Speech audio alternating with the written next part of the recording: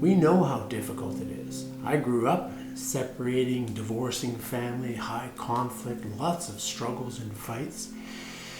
I know firsthand from childhood. Some of you watching this video know firsthand last week, last month, last year. Many people don't even come to see a therapist for 3 or 4 years. I would often say it's like waiting for the dust to settle from the war or the bomb that went off in the family. That's what happens. Parents after separation and divorce, dropping bombs. I don't want to do this. I'll be late. I'm not showing up on time. A lot of that is coming from anger and upset and hurt and the emotional impact of a separation. We want to think today about 5 strategies for adjusting well after separation and divorce, as well as the 5 components that might be at play in behind the scenes that we're really not paying much attention to. Because parents after separation and divorce, even during and before, as the arguments start to build, they're distracted. Parents, you're distracted. You're distracted from the very thing we often say, I want to do what's best for my child. But we get distracted from that by our own emotion, our own upset.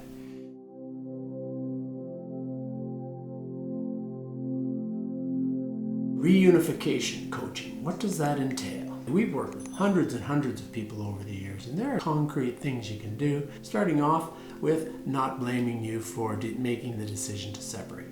Offer you some compassion, offer you some encouragement, and then the resources right off the bat. Today, what are 5 things we can do?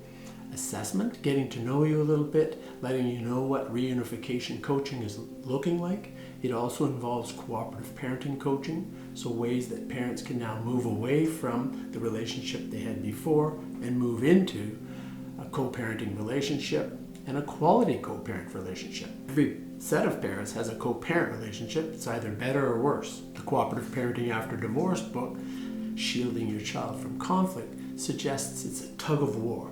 It becomes a tug of war quite easily. And then chapter 3 says, keep it bitter or make it better.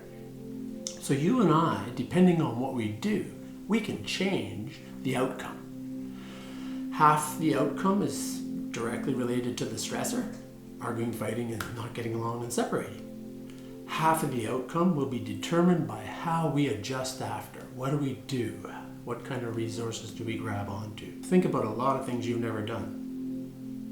The first time you do them, you're not going to be that good at it. So I really encourage you to get coaching as fast as you can to help you.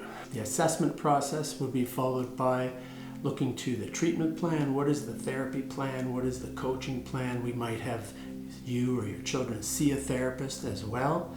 We might actually interview teachers, lawyers, doctors, whoever might be involved in your life that might speak into what a nice adjustment plan would look like. And we also require those people to be seeing you as a unit, a family unit. Even though we're separated, we're still a unit. We're still very connected. So anybody out there that's speaking negatively about your co-parent, they're part of the problem. We want to actually squash or put out the fires going on in the background when we start this process. So that will be part of the assessment as well as planning process for what would coaching look like, what kind of treatment would you have, and then we come to an agreement stage where we'll write up an agreement and embark on the work. We'll implement that plan, and of course step 5 would be to evaluate, maybe in 2 months, 3 months, 4 months, where are we at? Do we continue? Or maybe we stop. Maybe you're not ready to continue, maybe you're not ready to even start. So that's part of what we do as professionals to assess that along with you. But really we're developing a coaching plan based on the best science out there and what can be the most helpful for parents to have active involvement with their children and for children to actually be lifted up and out of the middle of this arguing and fighting. We're not just going to lift them up and take them out. I'd rather do that by assisting you, and a lot of therapists around the world would rather do that with assisting you with some concrete strategies.